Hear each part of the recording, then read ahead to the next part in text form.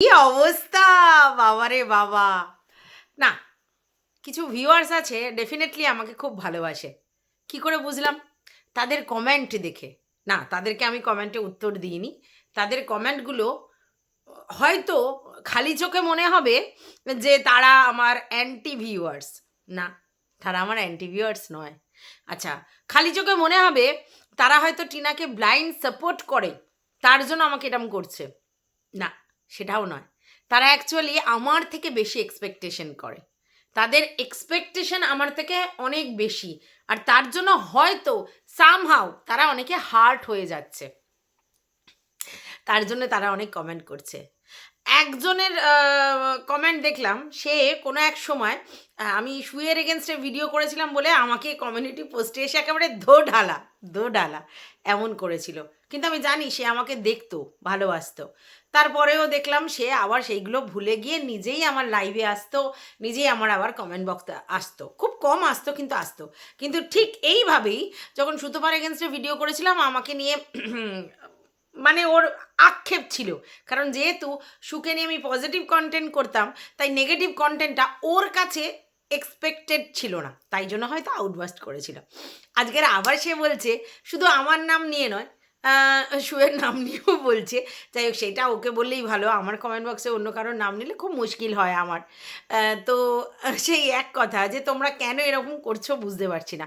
Actually দেখো, আমি কি করছি বা তোমরা কি বলছো সেটা ম্যাটার না। ম্যাটারটা হচ্ছে যে তোমরা আমার কাছ থেকে মাচ মোর এক্সপেক্ট করে ফেলেছো, এর জন্যে মুশকিল। কিন্তু একটা জিনিস তোমরা বুঝতে পারো না, যে প্র্যাকটিক্যাল ফিল্ডটা না একদম আলাদা। আমি জানি তোমরা সবাই ইমোশনের বশীভূত হয়ে কাজ করছো। কেউ একজন আবার লিখেছে যে আহ, এইটা আমার খুব ভালো লেগেছে। বলেছে, দেখো আমি যে কমেন্ট করছি কমেন্ট বক্সে, সেখানে যেন মিতা আর সৌভিক এসে কোনো টাং না আড়ায়। আমি তোমার সঙ্গে তোমার কথা বলছি, আমি কিন্তু এখনও তোমার সাব, মানে সাব মানে আমাকে সাবস্ক্রাইব করে রেখেছি। এইটা আমার চুমু লেগেছে। তার মানে এটা কেন চুমু লেগেছে তোমাদেরকে বলছি।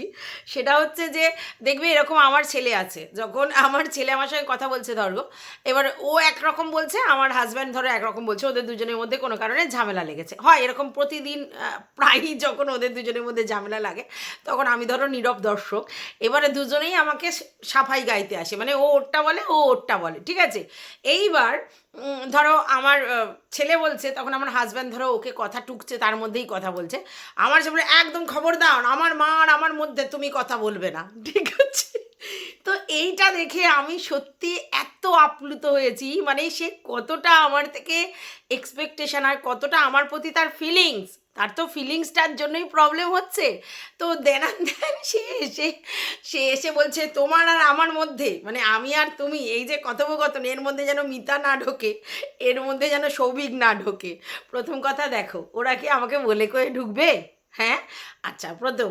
দ্বিতীয় কথা হচ্ছে যে এটা একটা কমেন্ট বক্স, যেখানে দেখো যেখানেই কমেন্ট করো তার নিচে নিচে নিচে নিচে কত লোক কমেন্ট করে। সবাইকে কি আপত্তি করা যায়? তুমি তোমার মনের ভাব আমার কাছে ব্যক্ত করেছো, আমি বুঝেছি তোমাদের ফিলিংস, বুঝতে পারি আমি। তো সেই জায়গা থেকে তারপরে যদি কেউ কমেন্ট করে, আমার কিছু করার নেই, তো এইটা আমি রুখতে পারি না। তবে তোমাদের যেটা বক্তব্য যে তোমরা আমাকে ইমোশনালি অ্যাটাচড দেখেছিলে টিনুর সাথে, এখন তোমরা সেটা দেখতে পাচ্ছ না। অ্যাকচুয়ালি তোমাদেরকে আমি একদিন একটা উদাহরণ দিয়েছিলাম, তোমরা বুঝতে পারোনি। অ্যাকচুয়ালি দেখো, মা ইমোশনালি অ্যাটাচ থাকে বাচ্চাদের সাথে, কিন্তু যখন দেখছে বাচ্চা কোনো না কোনো জায়গায় প্রবলেম হচ্ছে, বারবার বলার পরেও সে সেই ব্যাপারটা রিকভারি করছে না, যেমন ধরো স্নান ঠিক সময় নয়, খাওয়া ঠিক টাইমে না, ডাক্তার ঠিক মতো দেখানো নয়, এইগুলো যখন করছে না, হ্যাঁ, তখন তাকে তো বকার অধিকার আছে না?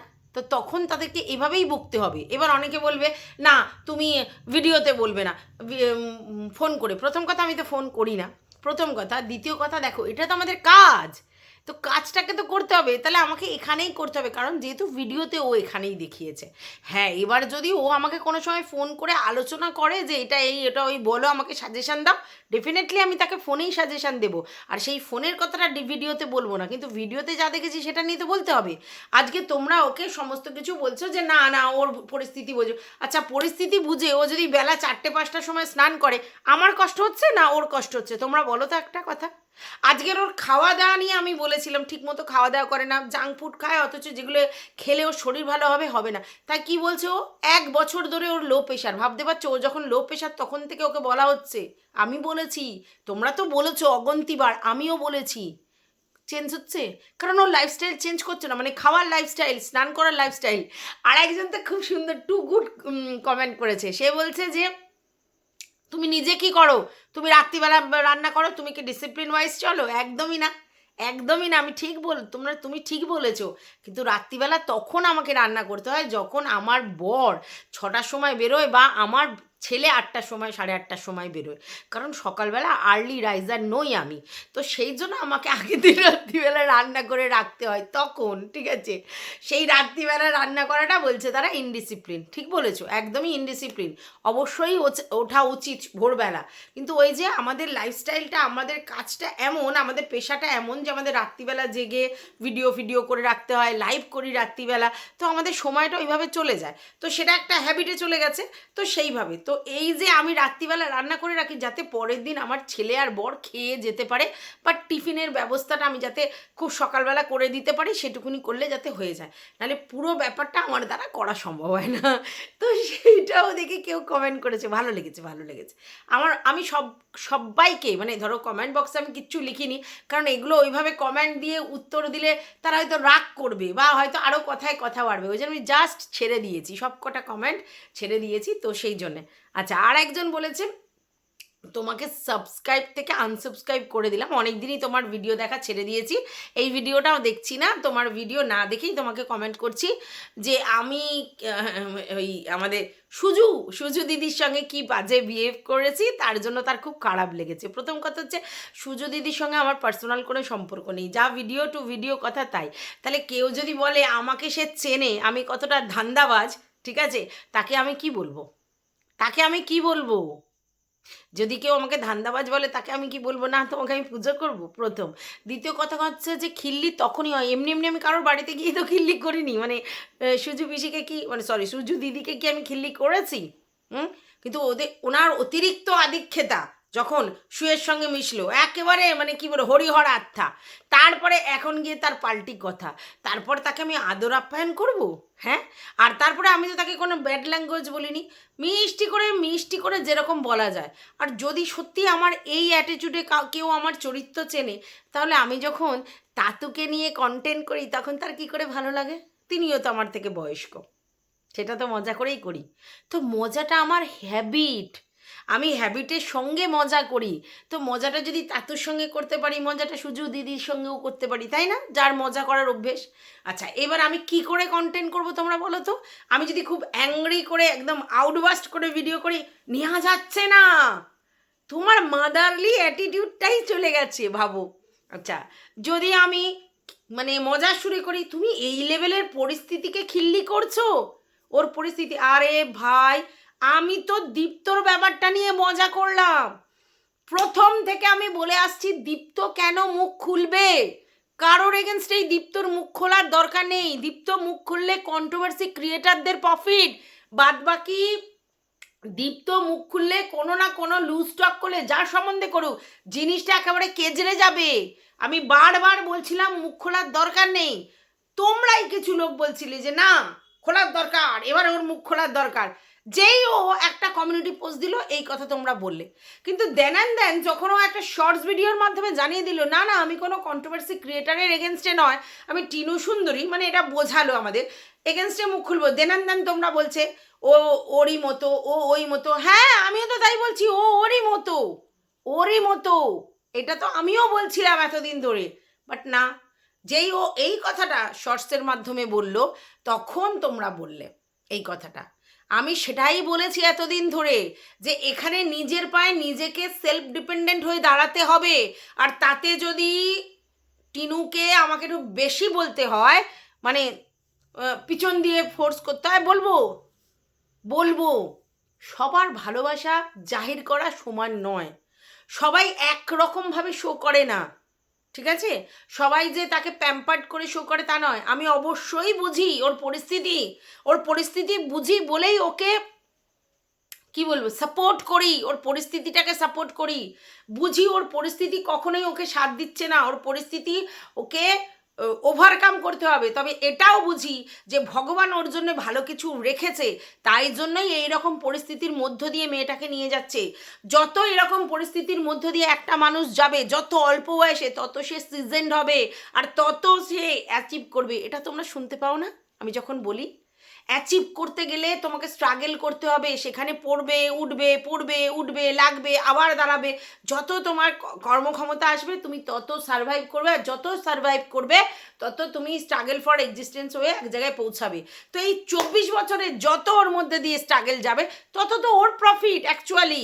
কারণ দেখো জীবনে স্ট্রাগল সবার আছে, এক একটা বয়সে এক একজনের। তো যত তাড়াতাড়ি সেই জিনিসটাকে ওভারকাম করে দিতে পারে, সাকসেস ওর কাছে দোরগোড়ায়।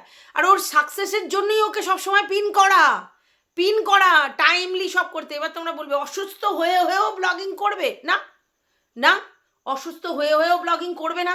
সেই জন্যই ওর প্রতিদিন উচিত যে একটা স্পেসিফিক টাইমে ভিডিও করা, একটা স্পেসিফিক টাইমে লাইভ করা, একটা স্পেসিফিক টাইমে স্নান খাওয়ার ব্যাপার, কিনতে যাওয়ার ব্যাপার, ওকে বুঝে সেইভাবে সিঙ্ক্রোনাইজ চলতে হবে।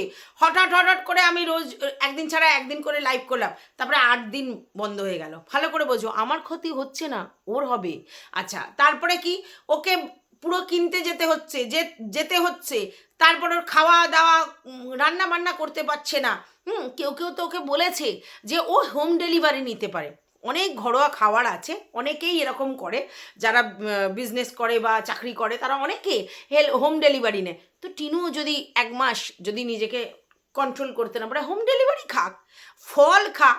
ও কি খাচ্ছে? কোনো রকমে রান্না করে একটা কি ভাজা দিয়ে ভাত, একটা বেগুন ভাজা দিয়ে ভাত, মানে বুঝতে পারছো ও পারছে না। তো এই জন্য বলা, খাবার দাবার তো কম্প্রোমাইজ করলে হবে না। শরীর ভালো রাখার জন্য ঠিকঠাক খেতে তো ওকে হবে। ফল, দুধ, মাছ, মাংস, ডিম সমস্ত লাগবে। লো প্রেশার, ডিম খেতে হবে। কটা ডিম খায় বলো তো? তাহলে ওকে হোম ডেলিভারির কথা বলেছে যে সে নিশ্চয়ই ভালো বলেছে, বা আমরাও যে এই খাওয়ার কথাটা বলছি সেটা ভালো বলছি। বাট তোমরা বুঝতে পারছো না কি, যদি আমার বাচ্চা না বোঝে তাকে মেরে বকে বোঝাতে হবে, শাসন করে বোঝাতে হবে। যদি বলো যে এখানে সেটা তার অপমান বোধ হচ্ছে, সেই অপমান বোধ থেকে সে শিখুক। আমার প্রতি ভালোবাসা রাখতে হবে না, তো অপমান বোধ থেকে সে শিখুক যে আমার কোথায় কোথায় ভুল হচ্ছে। তো এই জন্যে বলা, নালে কি কাউকে ভালোবাসা মানে তাকে চেপে প্রশ্রয় দেওয়া নয়, যেটা কিমা করছে। কিমা বলছে আমি বলতে পারছি না মুখ দিয়ে কথা, আমার শরীর খারাপ নয়, আমার মন খারাপ, কারণ আমি বলতে পারছি না। তার মানে বুঝতে পারছো কোথায় ওর প্রবলেমটা, ও কেন বলতে পারছে না, কোথা থেকে ওর মুখটা চেপে রাখা হয়েছে। বলতে পারছে না, তার জন্য শরীর খারাপ হচ্ছে, ও কন্টেন্ট করতে পারছে না, ডে বাই ডে এই ব্যাপারটা হচ্ছে। বুঝতে পারছো তোমরা? এটা বুঝতে পারছো? ও নিজেই বলছে কথাটা, মানে কিমা বলছে। তাহলে ভাবো, বলছে যে আমার মুখ খুলতে পারছি না। কেন খুলতে পারছে না? একটা কন্ট্রোভার্সি ক্রিয়েটার, তার মুখ কেন বন্ধ? বুঝতে পারছো না? সবাই বুঝতে পারছে কেন বন্ধ, কিসের জন্য বন্ধ, ঠিক আছে? আর এতে ওর শরীর খারাপ হয়ে যাচ্ছে, বুঝতে পারছো? এটাকে বলে প্রশ্রয় দেয়া, এটাকে কখনো ভালোবাসা বলে না, ঠিক আছে? তোমরা আমাকে ডেফিনেটলি অনেক কথা বলতে পারো, সেটা কোনো অসুবিধা নেই, কিন্তু তোমরা এটা একবারে চিন্তা করে দেখেছো যে রুনাদি বেচুকে ভালো বলছে কিনা? বেচুর যা জায়গায় খামতি আছে। হ্যাঁ, এবার তোমরা বলতে পারো কন্ট্রোভার্সি করছি না কেন। কন্ট্রোভার্সি করার মতো সেরকম কিছু না পেলে কী করে কন্ট্রোভার্সি করব? কন্ট্রোভার্সি করার মতো জিনিস পাচ্ছি না, তো তাই করছি না।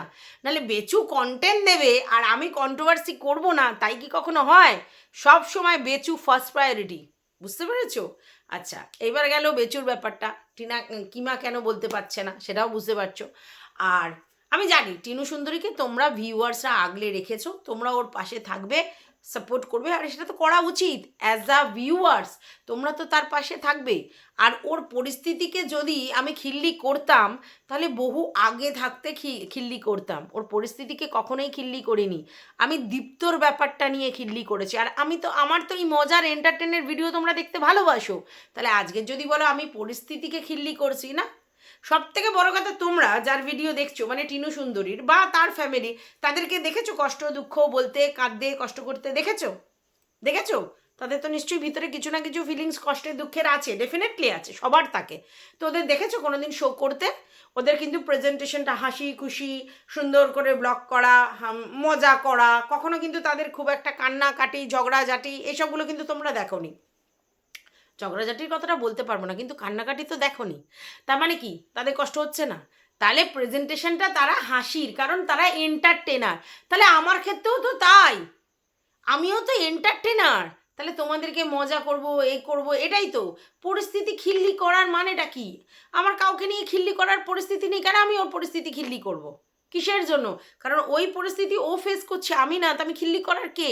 আমি যেটা খিল্লি করেছি সেটা হচ্ছে দীপ্তর ব্যাপারটা, যে কিনা এসে কমিউনিটি পোস্টের মাধ্যমে একরকম জানালো, আবার সে শর্টসের মাধ্যমে আরেক রকম জানালো।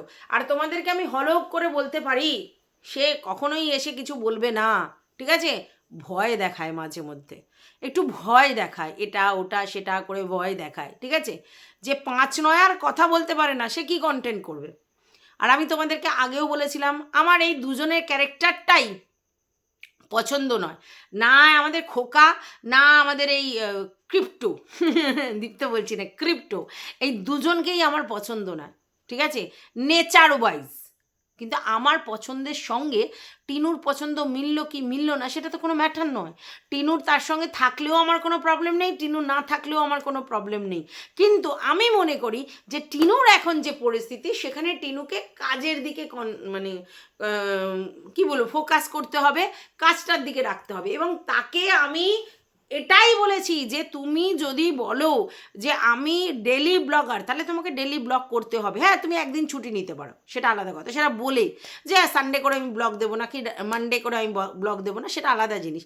বাদ বাকি তোমাকে ডেলি করতে হবে, নাহলে তোমাকে 2-3 দিন অন্তর একটা করে ব্লগ দিতে হবে। রোজ দিতে দিতে হঠাৎ করে মধ্যখানে বন্ধ করলে রিচও কমে যাবে, নতুন করে ভিউয়ার্স আসবে না। এই যে তোমরা বলো আমরা ওকে আগলে রেখেছি, আমরা ওকে কিছু হতে দেবো না, আমরা ওর পাশে আছি, এক্স্যাক্টলি তোমরা ওর পাশে আছো, কিন্তু তোমরা অনেক দিন ধরে পাশে আছো, কিন্তু তোমরা কি চাও না যে ও আরও উপরে যাক, আরও ভিউজ হোক?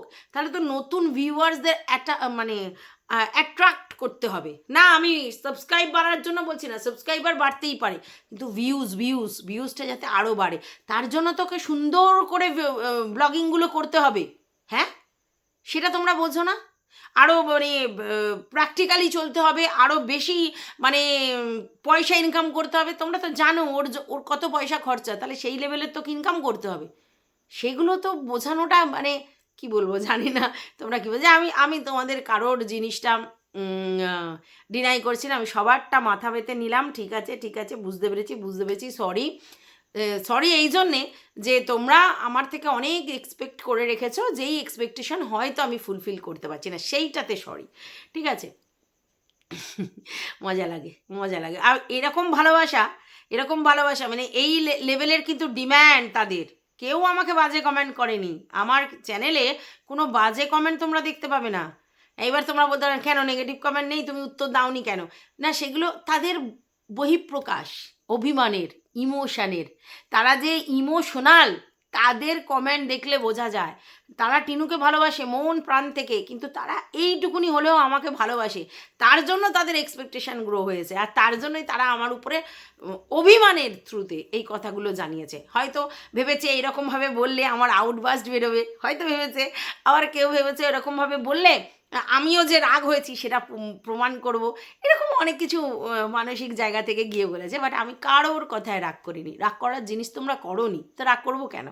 ঠিক আছে, তো যাই হোক, এইবার একজনের কথায় রাগ করেছিলাম বলে হাউমাউ করে উত্তর দিয়েছিলাম, ঠিক আছে, সেটাও অনেকের আবার বাজে লেগেছে, তার জন্য সরি চেয়ে নিলাম তাকে উত্তর দিয়েছি বলে। কিন্তু সেদিন কি হয়েছে বলতে পারো যে সেও তো অনেক ছোট আমার থেকে, আন্টি আন্টি করে, তো হয়তো ওই মুহূর্তে ওই সময় আমার তার থেকে এক্সপেকটেশন গ্রো করেছিল, দ্যাটস ওয়াই আমি আউটবাস্ট করেছি। তো সো সরি তার জন্য, তার কাছেও ক্ষমা প্রার্থী আমি, কারণ আমার এইভাবে আউটবাস্ট করাটা ঠিক নয়, এটা আমি মনে করি, কারণ আমি তো ওরকমভাবে আউটবাস্ট করি না।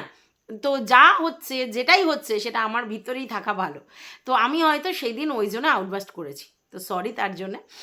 আর আরেকটা জিনিস জানো তোমরা, আরেকটা জিনিস হচ্ছে যে আমাদের পুঙ্গু পুঙ্গু আমাকে বলছে যে আমার লাইভে যে আলোচনা হয় সেই বিষয়বস্তু খারাপ বলছে, আচ্ছা, এবং এটাও বলেছে যে সে কিন্তু আমার লাইভ কোনোদিন দেখে না, ঠিক আছে, তাহলে কে লাইভ দেখে? আমারই দুই ননদিনী, যে মানে ননদিনী বলে যারা হচ্ছে ওনার আর কি প্রিয়পাত্র, তো তারা দেখে এবং স্ক্রিনশট নেয় আর নেয়। তাহলে এইরকম ননদিনী চিন্তা করো, ননদিনী আমার আর গিয়ে পুঙ্গুর কাছে স্ক্রিনশট দিচ্ছে, কি না আমার এখানে কি আলোচনা হচ্ছে। আমি একটা কথা বলি পুঙ্গু, কারোর কথায় ওই ছোট্ট ছোট্ট জিনিসের উপর নির্ভর করে ভিডিও করবি না, এটা আমি তোকে বললাম। হ্যাঁ হতে পারে সেগুলো তুই শুনলি করলি, কিন্তু সেই কথা, ভিডিও যখন করবি তখন পুরো বই পড়বি, নয় লাইভ দেখবি নয় ভিডিও দেখবি, তবে ভিডিও করবি, আর নচেত ইগনোর কর, না হলে ভুল হয়ে যাবে। কার পরিপ্রেক্ষিতে কী পরিপ্রেক্ষিতে কে কি বলেছে সেটা বুঝতে হবে। আগে পরে কিছু দেখলাম না দুম করে এই দেখো তোমার হাজব্যান্ডকে টেনেছে, কেন বলেছে কিসের জন্য বলেছে সে আগে পরে দেখলো না।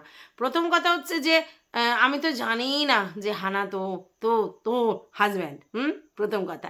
দ্বিতীয় কথা হচ্ছে যে হানা নিয়ে আপত্তি, তা চুনার সঙ্গে নাম মিলিয়ে কি রাখা যায়? তাহলে তো চানা বলতে হয়, চুনা চানা, চুনা চানা, তাই না? চুনা যেহেতু আমার, কারণ আমার সাথে নামটা খুব মিল না, হ্যাঁ রুনার, হ্যাঁ, তো সেই জন্য তাহলে চুনা চানা তাই দিতে হয়। মজাটা মজার মতো করে নিতে হবে, স্পোর্টিং স্পিরিট নিয়ে মজা করার জন্য একটা লাইন বলা হয়েছে, সেখানে না তো তাকে বাজেভাবে কিছু বলা হয়েছে না তো বাজে কিছু করা হয়েছে, জাস্ট বলা হয়েছে কোথায় দেখা হয়েছে কি হয়েছে। কারণ তুই একটা জায়গা বলেছিলিস, এইখানে একটা কথা বলেছিলিস, সেই পরিপ্রেক্ষিতে এই কথাটা ওঠে, আর তখন এটা মজার সঙ্গে নেওয়া হয়। তো স্পোর্টিংলি নিতে হবে, মজাটা মজার মতো নিতে হবে, আর না হলে ইগনোর করতে হবে। যাই হোক, এই ভিডিওটা এই পর্যন্ত ছিল। সন্ধেবেলার ভিডিও আমার স্কিপ হয়ে গেছে, এই ভিডিওটাই হয়তো এখন ছাড়বো, এখন 9টা বেজে গেছে অলরেডি, ছিলাম না, তোমাদেরকে বলেছিলাম যে আজকে থাকবো না। তো তোমাদের যদি কিছু বলার থাকে অবশ্যই বলো। টাটা।